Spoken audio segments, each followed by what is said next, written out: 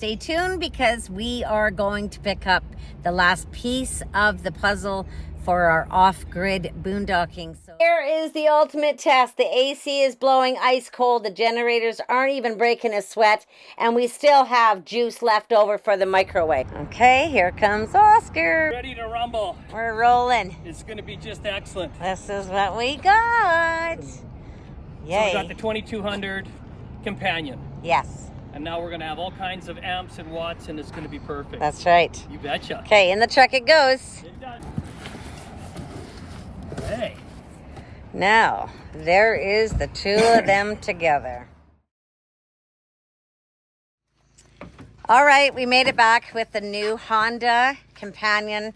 If you aren't familiar with this setup, the big difference between this and our standard EU2200i is right here.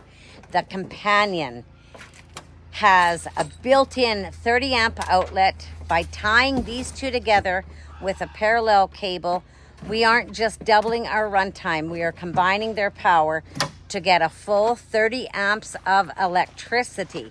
That is exactly what we need to turn this travel trailer into a fully off-grid home.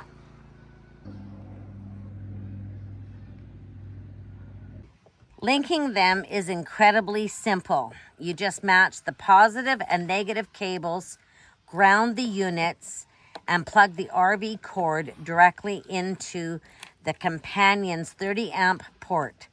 Let's fire them up and test the ultimate luxury off-grid air conditioning and coffee maker. These two are ready to be hooked up.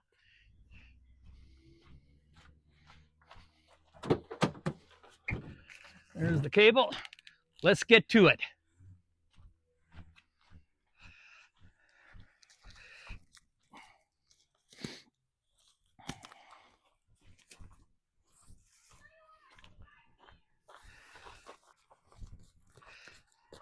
This is going to be awesome, eh?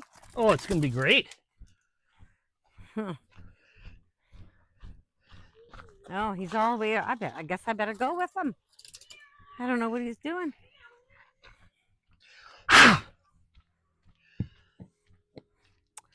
Plugging in. Yeah, plugging in.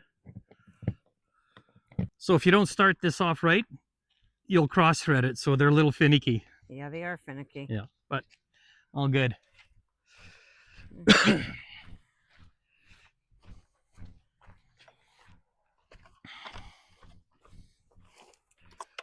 Okay. So this is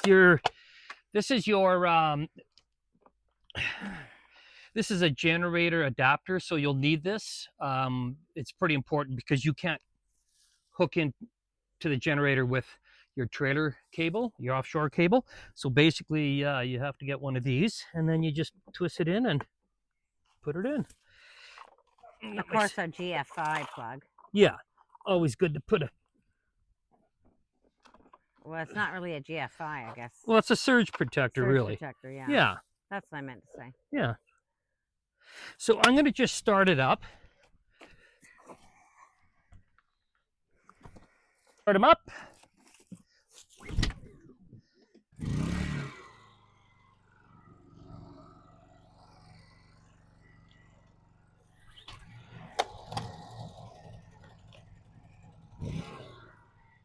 So it's important to let them run for a couple minutes and warm up. And then before you even plug in, you make sure that you have your output indicator lights on, both green. Yeah. And then I just check the surge protector. And it's all good to go, and I can plug in now. Let's get to it. And it's time to release the hounds. Right. Listen to that roar.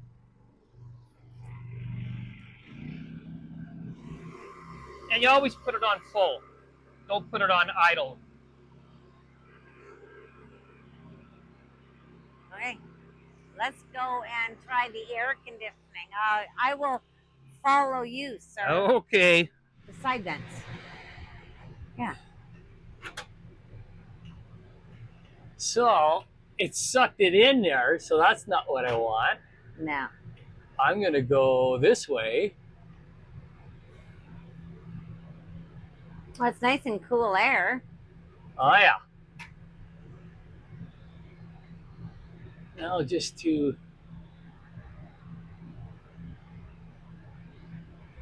Well, how about if I just get this? There's the gist of it. That's the gist of it. Isn't that awesome? That's awesome. 2 Jennies. 2 Jennies. Outside. Yay. Okay, is that on high? That is on high, yes. Okay, perfect. Now, if we turn the AC off, can we run the fireplace with the AC? Probably not, right? Well, we could try it, but I think we're not going to run the air conditioning and then the fireplace. No. But we'll just, we'll turn it off. And don't mind my messy trailer. So we turn that off. Now we put on the electric fireplace. And this, actually surprisingly, this produces a lot of heat. It sure does, yes. Yeah. And then we have the microwave. Of course, it's blinking. It's blinking. Now maybe I should set the clock, but I won't. Yeah. Yeah. But it's working. It's working. And how about if we make our coffee now? Absolutely. Let's do the. This is that button. This is the most important thing. Yeah. So I'm going to turn it on. And there we go. Nice. We'll wait for this to get done and then we'll finish the rest. All done.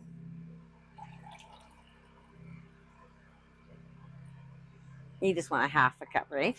Yeah. Yeah.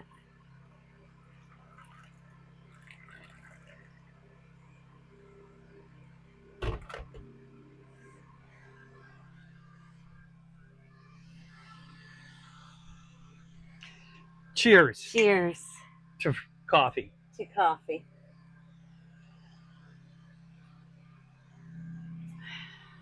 Oh, that's good.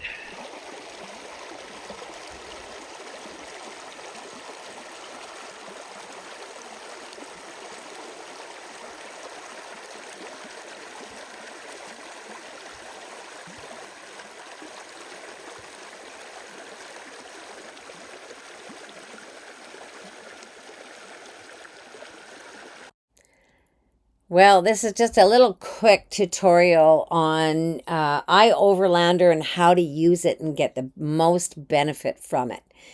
So I do want to point out to you with my cursor that this little blue dot right here, that's where Oscar and I are right now. We are staying at Fox Lake. Lovely little spot. Of course, it's a government campsite, but there's no electricity or anything here, no water, nothing. So what I'm going to point out is what you're going to be looking for specifically are these green little icons, which mark one of two things. They mark government campsites, or I'm going to come a little farther down. I'm going to show you the wild camping, and that's for complete boondocking. And this is the one right here. It shows you a little half moon with a tent. And those are the wild sites where it's free and no cost to you. We don't just look at the location though. We read the most recent user reviews, and I'll go in and show you that. So when you click on that little green icon at your bottom of your screen, you're going to actually click on the location.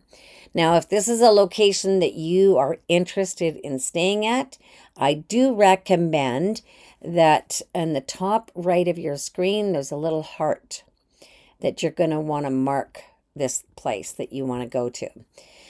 The best part about this is you can get directions and they're completely offline. Now, before you go and you're able to maneuver all of these maps, there's 3 little dots on the left-hand side here that you're going to want to go in, and I'm going to bring you to your attention to the offline maps. And if you don't see where you're traveling the map here, you just have to go up to the far right-hand side where that little search icon is, and you can put in where you're going to travel. So say you want to travel, I don't know, British Columbia. So you just put in British Columbia in here. Now you have two options, and this is what I love the most. You have the large map or the small. Now you can look at the 1.3 gigabytes as opposed to the 630.9 megabytes. I download personally the small ones. So anyways, it's easy. So once you download that map, then you have access to it. So I'm going to go back and show you my maps. In the bottom, you can see all the maps. And then your maps that you've downloaded. And you can see what storage that they're taking up wherever you've got them downloaded. So if you're finished with a map, you can always get rid of it. So these are our two maps here. So you get there by looking at these three dots on the top left of your screen. And then going back into Explore, let's really dive deep into a location and what it is that you really want to do. So I've already showed you here, all these little icons tells you what is available. And then the view messages view images. And it shows you all the images of the location and how easy it would be for you to get in, turned around, or set up. And you can see that in all these locations, there's a motorhome here. There's a big fifth wheel here. So it looks like a pretty decent, a really decent location. Then, of course, like I said earlier, you want to go through all of the people's reviews and see what is going to be, if it's good, bad, or indifferent. That's what I like to say. So we found a spot. And what I like most, so if, sorry, I got to make it smaller. so you can see it. Okay. And as we're traveling along, you can see that there's another one here. This is huge level area just south of Braeburn Lake. Now, it will tell you if it's off the highway or it's on the highway, and kind of gives you a brief description of what it entails. And then what we like to do is I'm going to take you all the way up to all these different, this one here, that's what I'll bring you to, is this one here. See this little icon, green icon? It is a tent. So you know right away that that's a government campground. You'll look at your bottom left here. So anyways, that's just a quick little overview of iOverlander. If you haven't used it, I absolutely recommend it. Oscar and I just love it. Well, this is the 5 Finger Rapids. And the steam wheelers used to come in between those two rocks right in front there. Back, I don't even know how many years, 1898. Isn't that just beautiful? When the Klondike was on, the gold rush. Gold Rush. Very beautiful. Beautiful.